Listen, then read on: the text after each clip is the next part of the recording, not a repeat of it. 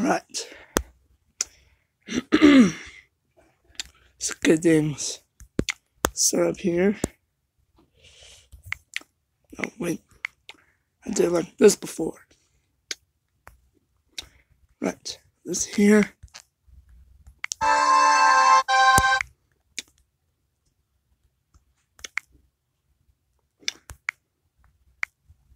This here. No, not yet.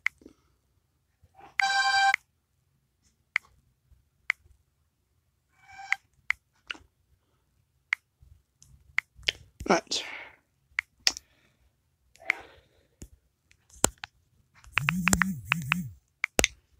Pixar Theory. Here we go. JonNegroni.com. Right. So the mood here, and let's begin. Every Pixar movie is connected. Today I explain how and possibly why.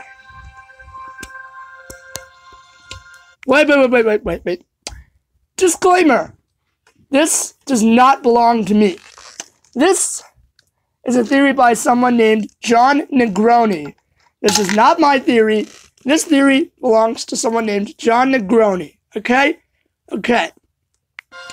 Before I go further, I should let you know that the Pixar Theory is now a published book.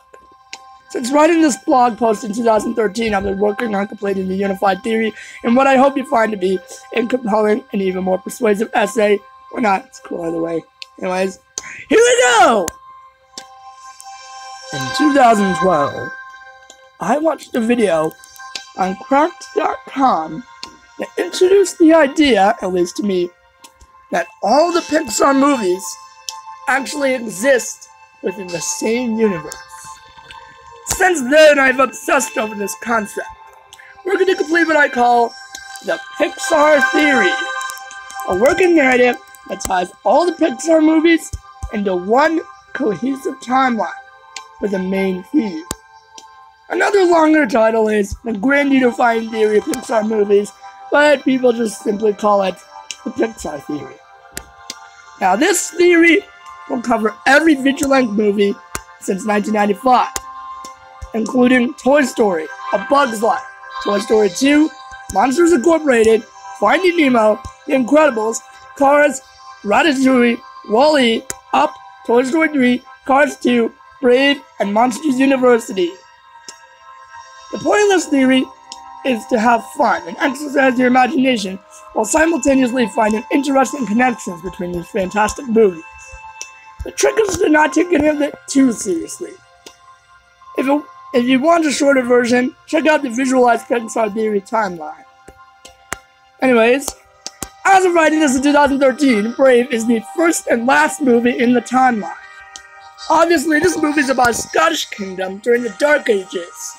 It's the earliest time period covered by the Pixar films. It's also the only Pixar film that actually explains why animals in the Pixar universe behave like humans sometimes. In Brave, Merida discovers there is magic that... Wait a second! I played the wrong file! Hold on a second, hold on. I can't believe I played the wrong friggin' file!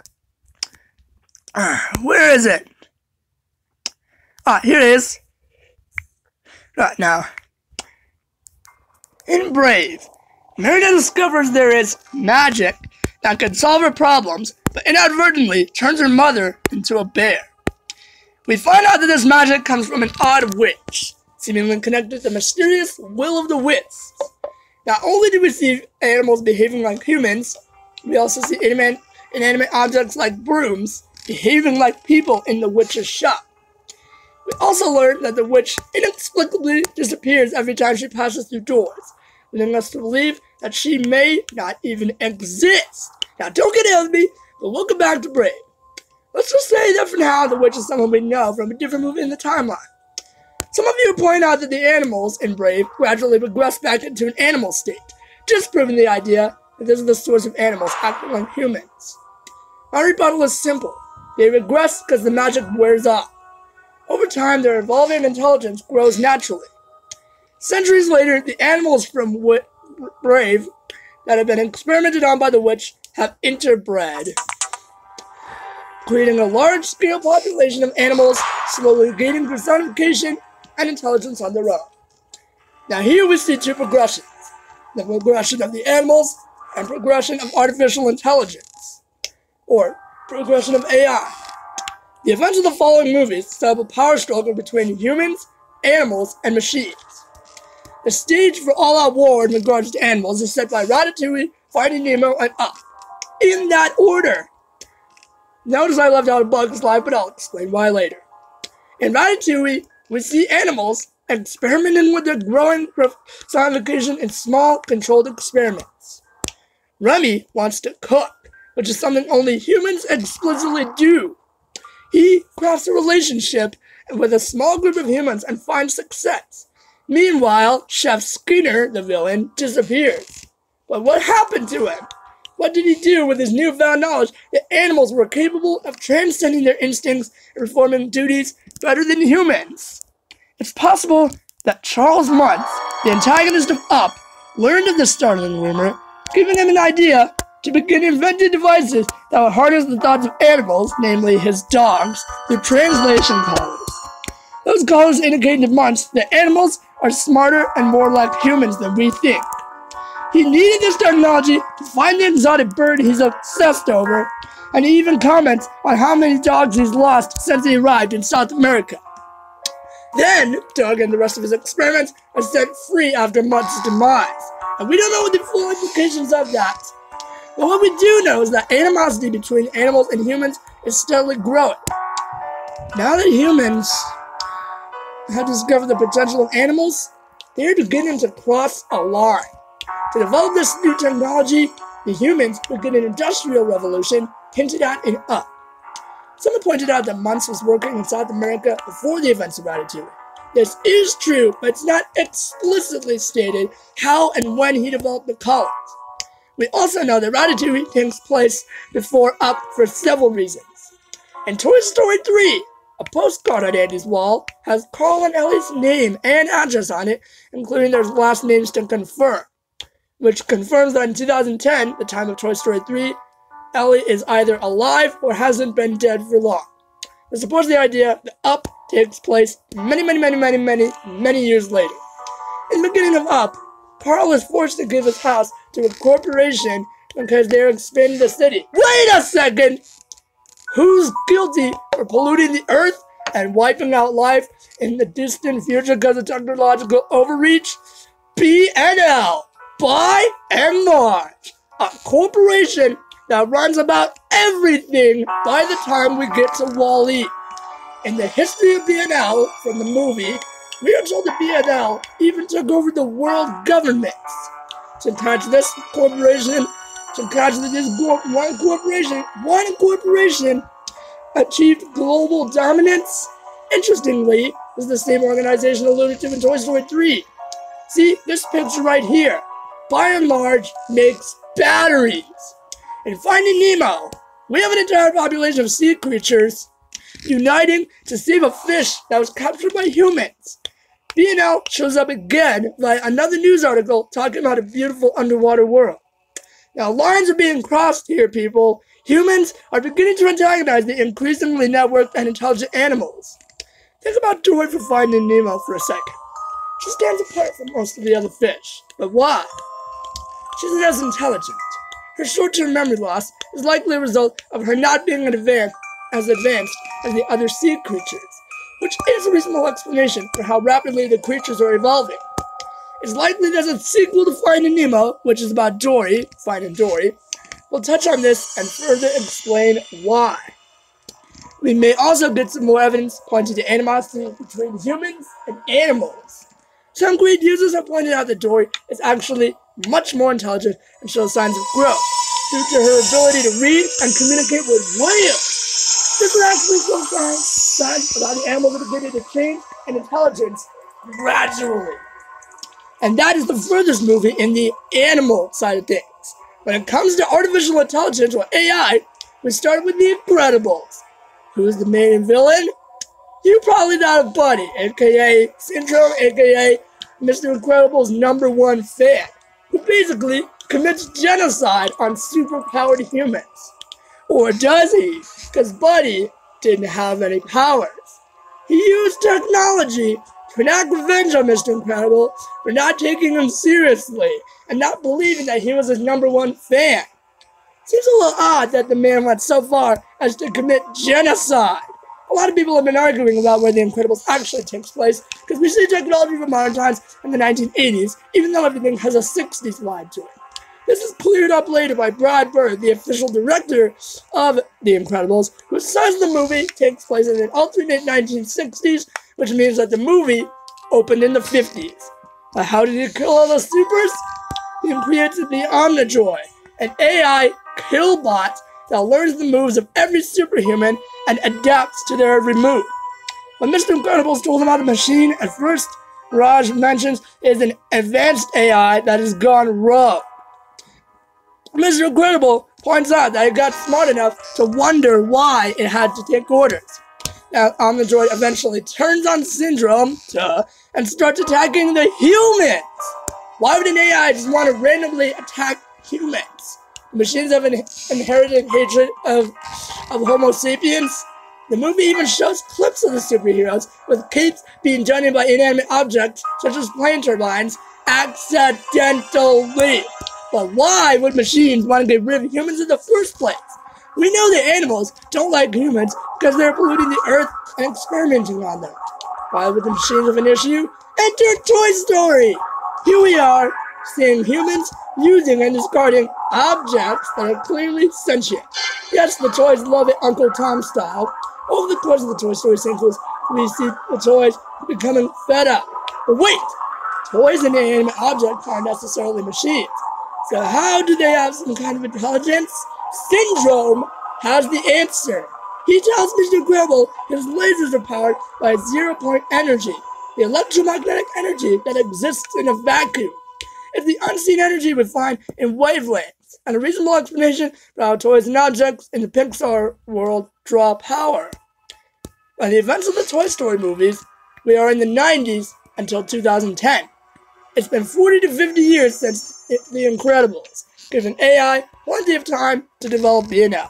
Meanwhile, Pixar is hinting at dissatisfaction amongst pockets of toy civilizations. The toys rise up against it in the first movie. Jessie resents her owner Emily for abandoning her. Lotso, Hug, and Bear straight up hate humans by the third movie. Toys are obviously dissatisfied with the status quo, providing the reason for why machines and objects alike are ready to take over the world. And by the 2000s, the superhumans are all but gone and mankind is vulnerable. Animals who want to rise up Planet of the Apes style have the ability to take cover, but we don't ever see this happen. But also, AI never takes over humans by force. Why do you think that is? It's reasonable to assume that machines did take over, just not as we expected. The machines use B&L, a faceless corporation, basically faceless in nature, to dominate the world, starting in the 60s after the Omnidroid fails to defeat the Incredibles. In each of the Toy Story movies, it is made painfully clear that sentient objects rely on humans for everything, for fulfillment and even energy. It's hinted at that the toys lose all life when put away in storage unless they're in a museum that gets them seen by humans. So machines decide to control humans by using a corporation suiting their every need, leading to an industrial revolution that eventually leads to pollution. When the animals rise up against the humans to stop them from polluting Earth, who's going to save them? The machines. We know that the machines will win the war too, because after this war, there are almost no animals left on Earth. But who's left? Because the machines tip everything out of balance, Earth becomes an unfit planet for humans and animals, so remaining humans are put on the Axiom, or Noah's Ark, if you want to carry in the biblical theme of, well, it's basically robot Jesus and his love is aptly named Eve, as a last-ditch effort to save the human race. On the Axiom, the humans have no purpose aside from having their needs met by machines. The machines have made dependent on them for everything, because that's how they were treated as toys. It's all they know. Meanwhile, on Earth, machines are left behind to populate the world and run things, explaining human landmarks and traditions still being prominent in cars. There are no animals or humans in this version of Earth, because they're all gone. But we do know the planet still has many human influences left. Some of you notice that the world of cars can't be after humans left because there's no pollution shown in the movies. If you look carefully at Wall-E, however, the world is never shown during this time, so we don't really know how wildly the Earth was polluted. It's possible that the machines sent humans away to curb overpopulation and fix the environment without them, but the world was drained of resources as a result of machines populating Earth. That explains why the machines abandoned Earth entirely, leaving only Wall-E behind. In Cars 2, when cars go to Europe and Japan, thinking a plane that this is all taking place on Earth as we know it. But what happened to the cars? We've learned by now that humans are the source of energy for the machines. That's why they never got rid of them. In Wall-E, they point out that B&L intended to bring the humans back once the plane was clean again, but they instead failed miserably. The machines eventually died out, but we don't know how. What we do know is that there's an energy crisis in Cars 2, with oil being the only way society trudges on despite its dangers. We even learned that the All-in-All Corporation was using green energy as a catalyst for a fuel war in order to turn cars away from alternative energy sources. That clean fuel could have been used to wipe out many of the cars very quickly. Someone pointed out that all-in-all means the same thing as by and large, making the connection between Cars and Wall-E even more substantial. Which brings us back to Wall-E. Have you ever wondered why Wall-E was the only machine left? We know the movie begins 800 years after humans have left Earth on Axiom, governed by the autopilot, another AI reference. Could it be that Wall-E's fascination with human culture and friendship with the cockroach is what allowed him to keep finding fulfillment and the ability to maintain his personality? That's why he was special and liberated the humans. He remembered the times when humans and machines lived in peace, away from all the pollution caused by both sides. After Wall-E liberates the humans and they rebuild society back on Earth, what happens then? During the credits, we see the shoe containing the last of plant life and grows into a mighty tree, a tree that resembles strikingly the central tree in A Bug's Life. Yes, that's right. The reason no humans show up in A Bug's Life is because there's not many left. We know because of the cockroach that some of the insects survived, meaning they would have rebounded a bit faster. So the movie had to be far enough in timeline for birds to return as well, but they're noticeably less intelligent than the bug. I'll admit the trees looking similar isn't enough to support the idea that A Bug's Life takes place after Wall-E, but there's definitely more reasons for why it's likely. Also, I'll bring up the tree again later because it appears in Up as well. There's something strikingly different about A Bug's Life when compared to other Pixar portrayal of animals, which leads me to believe that it takes place in the future. Unlike Ratatouille, Up and Finding Nemo, the bugs have many human activities similar to what the rats in Ratatouille were merely experimenting with. Two bugs have cities, bars, advertisements, their own machines, know what a Bloody Mary is, and even have a traveling circus. This all says that the movie is in a different time period. The other factor is that A Bug's Life, apart from other Pixar movies, the fact that is the only one, besides Cars and Cars 2, that doesn't revolve or even include humans. Okay, fine. There is a lot of contention over the idea A Bug's Life takes place post-apocalypse.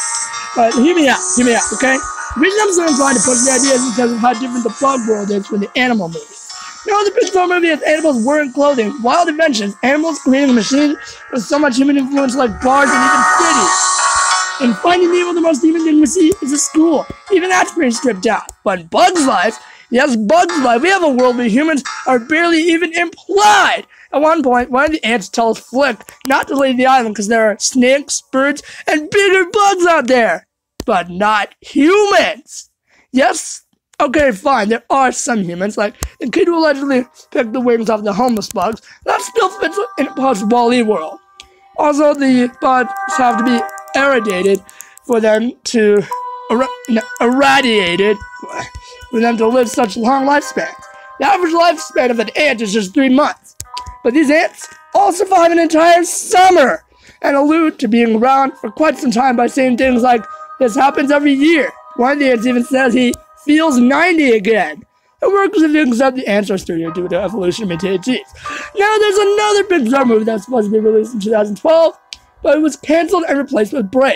That movie was called Newt. I believe it might have fit in the world of the timeline post-Wall-E. The movie's supposed plot: what happens when the last remaining male and female blue-fluid newts on the planet are forced together by science to save the species and they can't stand each other? A movie about endangered species rebuilding itself could blend nicely to the theory, but since the movie was never released, I'm just speculating. So what happens next? Humanity, machines, and animals grow an army to the point where a new super species is born. Monsters! Now, monster civilization is actually Earth in the distant future. Someone wisely pointed out that Monsters University, the college is said to be founded in 1313. If we're really in the future, then that means the monsters could have researched society and begun using their own calendar. That could mean Monsters Inc. takes place up to 14 or 100 more years after A Bug's Life. But where did they come from? It's possible the monsters were simply the personified animals mutated after the diseased Earth was irradiated for 800 years. Not during Wall-E. I would guess that it took hundreds of years after Wall-E for the animals to become monsters, though. But whatever the reason, these monsters all seem to look like horribly mutilated animals, only larger and more civilized.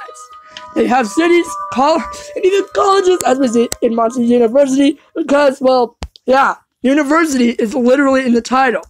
An issue some have found is that this doesn't properly explain what happened to the humans. I haven't settled on the theory I really like yet, but I am kind of leaning towards the idea that I have settled on an issue some have found is this doesn't properly explain what happened to humans. I haven't settled on a theory I really like yet. I'm leaning towards the idea that monsters and machines eventually forgot that they need humans and got rid of them again, not realizing their mistake until all the humans died out. Another explanation is that humans just couldn't survive on Earth any longer. In Monsters Incorporated, there's an energy crisis because in a future Earth with no humans. Humans are the source of energy, but thanks to the machines, again, the monsters find a way to use doors to travel to the human world, only it's not different dimensions. The monsters are going back in time. They're harvesting energy to keep from becoming extinct by going back to when humans were most prominent, the peak of civilization, if you will. Though a lot of time has passed, animosity towards humans never really went away for animals/monsters. Monsters must have relied on anti-human instincts to believe that touching a human would corrupt the world like it did in the past. So they scare humans to gather their energy until they realize that laughter, green energy, is more efficient because it's positive in nature. An alternative explanation is that fits even better than some of you brought up. The machines and monsters created the time travel doors, but realized that messing with time could erase their existence and change history. So they falsely train monsters to believe that humans are toxic from another dimension, making it suicide for a monster to interact too much with the human world. Another issue is how the monsters seem to worry about kids being less scared these days. It's likely going in the past that takes a lot of energy, so the monsters can only go back as far as the practice still returns a profiting energy. To them, they're just moving through the same dimension of time, but the monsters at the top know that eventually they'll run out. This is why Water News is so bent on capturing children and enslaving them. We even see a connection between A Bug's Life and Monsters Inc. via the trailer we see in both movies. As you can see, the trailer looks exactly the same, except A Bug's Life is noticeably older and more decrepit, while the one in Monsters Inc., where randomly set via a door, has humans and looks quite newer. Now, look at this picture above. On the left is the trailer from A Bug's Life, and the one on the right is from Monsters Inc. The one on the left looks older and more run down. Even the vegetation is noticeably drier and there's less of it. The trailer on the right has humans and the frame even includes tall grass and a tree hanging overhead. Some have argued that the trailer in Bug's Life should be nothing but dust. I disagree based on how barely the other buildings were in Wall-E. They also bring up the Bugs app that's powered by electricity. This app could easily be solar powered, just like Wall-E. The Bugs probably uses a light source to signal other bugs to Bug City. Also, the trailer to Bug's Life never shows the lights in the trailer like it does for Monsters Inc. That said, Monsters Inc. is so far the most futuristic Pixar movie ever. By the end, humans, animals, and machines have finally found a way to understand each other and live harmoniously. And then there's Boo. What do you think happened to her? She saw everything take place in future Earth where Kitty was able to talk. She became obsessed with finding out what happened to her friend Sully and why animals in her time weren't quite as smart as the ones she's seen in the future. She remembers that doors are the key to how she found Sully in the first place and becomes a witch. Yes, Boo is the witch from Brave. She figures out how to travel in time to find Sully and goes back to what she believes is the source, the will-o'-the-wisps. They are what started this entire thing. As a witch, she cultivates the magic in an attempt to find Sully by creating doors going backwards and forwards in time. Just to clarify the theory is that Boo discovered a way to use doors to travel through time on her own, possibly by developing magic on her own. She probably went back in time the Dark Ages to get more magic from the will-o'-the-wisps. How do we know? In Brave, you could briefly see a drawing in the workshop. It's Sully. We even see the pizza playing truck carved as a wooden toy in her shop. She makes no sense unless she's seen one before. I'm sure she has, since that truck is almost every Pixar movie. And if you look closely, you can see the carved truck below. You remember Merida opening doors and the witch constantly disappearing? It's because those doors are made from the same way from Monsters, Inc. They transport across time, and that is why Merida couldn't find the witch later in the movie. A lot of people brought about Easter eggs as canon throughout all the Pixar movies. I barely scratched the surface, but great theory offered by some that I support is that these Easter eggs are planted by Boo either intentionally or accidentally as she travels through time to find Sully. Some support for that is the fact that every Easter egg in Brave lies in a workshop. But wait, how did Boo travel in time in the first place, and why is she so obsessed with wood? Boo must have discovered that wood has been the source of energy all along, not just humans. Machines and Monsters, Inc. use doors because they're made of wood and found a way to use that energy to travel in time. Many point out that how the door banishes monsters in metal. That is probably because wood is used to harness the magic, and using a metal door would stop a banished monster from going back through it. Obsessed with finding Sully, Boo traveled across the Pixar universe using doors. It's even possible that the wood from the tree in Bugs Life is the source of Bugs' ingenuity due to his fascination and respect for seeds growing into trees. The tree also bears a resemblance to the one in Up that Carl and Ellie frequented, which could be the source of Carl's wild creativity in using balloons to transport his house. It's also explained why Flick and Heimlich from A Bug's Life show up in Toy Story 2, which could be centuries before their time even. Boo was trying to go to the future and could have fallen short by landing in the post-Wall-E time.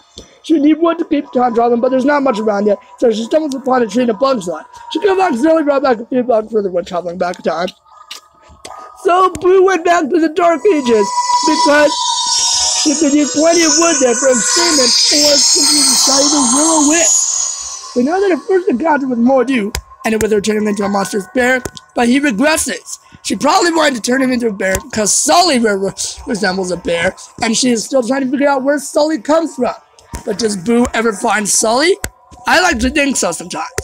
He surely reunited with her at least once as a child, at the end of Monsters Incorporated even, but eventually he had to stop visiting. But her love for Sully is, after all, the crew of the Pixar universe. The love of different people of different ages, and even different species, finding a way to live on Earth without destroying it because of a lust for energy. And that is the Pixar Theory. Tune in tomorrow for part 2, where we will discover how Inside Out fits into the timeline. Tune in tomorrow.